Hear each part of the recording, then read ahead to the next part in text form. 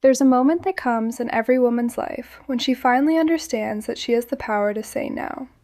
For some women, that moment comes when they're young. For some women, it never comes at all. For me, it came when I was 8 months pregnant, swollen and exhausted, and finally, unable to pretend anymore that what was happening to me was acceptable. My name is Hannah. I'm 28 years old. I left the Amish when I was 27. Before I left, I was married for 10 years to a man I didn't choose, in a community that had taught me from birth that my body wasn't mine and my voice didn't matter. This is the story of the night I finally used that voice, and what it cost me. I had been married to Jonas for 9 years when I became pregnant with our 4th child. By that time, I had learned to manage the landscape of my marriage. I knew when he was angry by the way he walked. I knew when he wanted something by the way he looked at me. I knew how to make myself smaller, quieter, more compliant. I had learned to read his moods the way a prisoner learns the patterns of their jailer. But pregnancy changed something in me. It wasn't a sudden change. It was gradual. It was physical. As my body grew heavier and more tired, something inside me began to refuse. Not my mouth. My mouth had been trained to accept everything. But something deeper. Something that had been dormant for 9 years. I was carrying a child who was entirely dependent on my body, a child who would be born into the same system that had raised me, the same system that had taught me I didn't matter. And for the first time, I understood that I needed to matter. Not for me, for her, for the child inside me who would need a mother who knew that her own boundaries were important. Jonas didn't understand this shift in me. To him, I was still his wife. My body still belonged to him. The fact that my body was occupied with creating a new human didn't change that in his mind. It didn't change it in the community's mind either. I was still expected to manage his household, still expected to cook his meals, still expected to be available to him whenever he wanted. During the 8th month of my pregnancy, I was exhausted in a way I had never experienced. I was carrying nearly 40 pounds of extra weight. My ankles were swollen, my back ached constantly. I couldn't sleep because the baby was active at night. I was working from 4 in the morning until 10 at night, and every hour of it was hard. One night, after I had finally gotten the children to bed and finished the dishes and prepared things for the next morning, Jonas came to me. And he expected what he always expected. He expected me to be available to him. He expected my body to be ready, even though my body was barely able to stand. And for the first time in 9 years of marriage, I said no. I didn't yell it. I didn't make a scene. I simply said, quietly, I can't. I'm too tired. The baby is pressing on my lungs, and I can't breathe well when I'm lying down. Please, Jonas, not tonight. The silence that followed was absolute. It was the kind of silence that fills a room like water. It was the kind of silence that means everything has changed, even if the change hasn't been articulated yet. Jonas stood up. He didn't say anything. He left the room. And I stood there, shaking, understanding that I had just done something that had consequences I couldn't predict. He didn't speak to me for 3 days.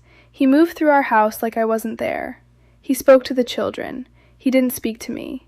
And the whole time, I was terrified. Because I had been taught my entire life that refusal had a cost. My cousin had told me. My mother had warned me. The community had made it clear. And now I was about to find out what that cost actually was. On the 4th day, my mother-in-law came to visit. She came under the pretense of bringing food, but I understood that she had been sent. She sat at my kitchen table, and she looked at me with the expression of someone who had been tasked with a difficult job. She said, I hear you told Jonas no. I hear you refused him. I didn't deny it. I couldn't. What I had done was impossible to hide. The refusal hung in the air between us like a confession. She said, Hannah, a wife doesn't refuse her husband. A wife's body belongs to her husband. This is the covenant you made when you married him. You don't get to change that because you're tired. You don't get to change that because you're pregnant. Your body belongs to your husband, and you don't have the right to withhold it from him. I tried to explain about the pregnancy, about the exhaustion, about the way my body felt, but she wasn't listening. She was delivering a message, and the message was clear. What I had done was wrong. What I had done was sinful. What I had done was a violation of my marriage covenant. Before she left, she said, "The bishop would like to speak with you. Alone. He's concerned about the state of your marriage. He wants to understand why you felt you had the right to refuse your husband." I felt something inside me collapse, because I understood what this meant. I understood that my refusal, which had felt like a small act of self-preservation, had now become a community matter. It had become something that needed to be addressed by the men in authority. It had become a problem that needed to be solved. 2 days later, the bishop came to my house. He was an old man with white hair and a position of absolute authority in our district. He sat at my kitchen table, and he looked at me the way you look at someone who has done something incomprehensible. He said, "I understand you told your husband no. I understand you refused him." I nodded. There was no point in denying it. He said, "A wife's body belongs to her husband. That's not my interpretation of Scripture. That's the Scripture itself. When you marry, you give up your right to your own body. You give it to your husband, and he has the right to it whenever he wants it. Do you understand?" I didn't answer because there was no answer he wanted to hear. He wasn't asking a question. He was delivering doctrine. He was reminding me of the rules I had agreed to when I married Jonas. He said, "I'm going to tell you what's going to happen. You are going to go to your husband. You are going to apologize. You are going to tell him that you understand you are wrong, and you are going to submit to him. You understand?" I wanted to say something. I wanted to explain about the pregnancy, about the exhaustion, about the simple fact that I couldn't breathe when I was lying down. But I understood that none of that mattered. My discomfort didn't matter. My exhaustion didn't matter. The fact that I was carrying a child didn't matter. What mattered was that I had broken the rules. After the bishop left, I sat at my kitchen table and I cried. Not quietly, not in a way I could hide. I cried the way you cry when you understand that the entire structure of your life is designed to keep you powerless. That night, I went to Jonas. I apologized. I told him I was wrong. I told him I understood that his needs came before my comfort, and I submitted to him, even though I was 8 months pregnant and exhausted and terrified that this would cause harm to the child I was carrying. What happened that night was a violation. It was a violation of my body. It was a violation of my pregnancy. It was a violation of the unborn child who could feel everything I felt. And everyone in my community acted like it was normal, like it was my duty, like I had been wrong to refuse. I gave birth 2 weeks later. The labor was long and difficult, and I was alone with a midwife because that's how we did things. No pain medication, no assistance, just a woman's body doing what it had been made to do, in silence, with no one to acknowledge that it was hard. I delivered a daughter, and I held her, and I understood something that I hadn't understood before. I understood that she would be raised in this same system. She would be taught that her body wasn't hers. She would be taught that her purpose was to serve. She would be taught that saying no wasn't an option. And something in me broke, not in a way that I could repair, in a way that cracked open the entire structure I had been living inside. That refusal, that one night when I was 8 months pregnant and finally couldn't pretend anymore, that refusal changed everything. It didn't change my marriage. It didn't change the community's expectations, but it changed me.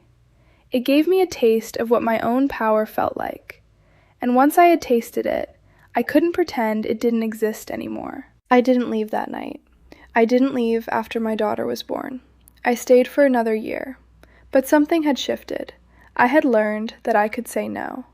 And once I learned that, once I felt the power of that refusal, even though it cost me, even though it brought the bishop to my door, even though it resulted in my being violated anyway, once I felt that power, I couldn't unknow it.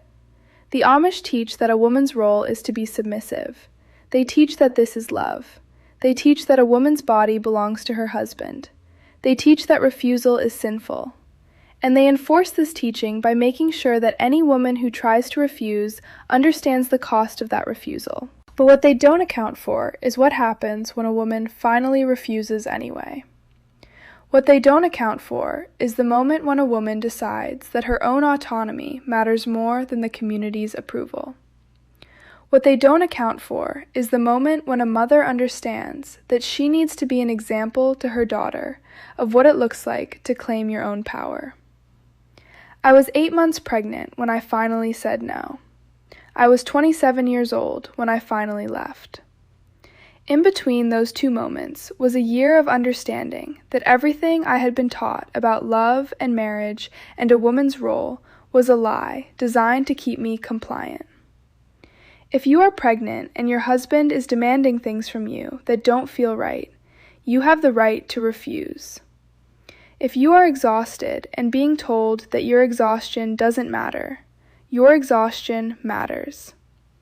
If you are being told that your body belongs to someone else, your body belongs to you. I know the cost of refusal. I know what it feels like to have the bishop come to your house. I know what it feels like to be told that you're wrong for trying to protect your own body. I know what it feels like to refuse and then be violated anyway. I know the cost. But I also know what it feels like to be free, and that's a cost worth paying. This is my story. If you were told that your body wasn't yours, if you were punished for trying to claim your own autonomy, if you know a woman who is being told she doesn't have the right to say no, tell me in the comments. And subscribe if you want to keep hearing the truth from behind the prayer cap.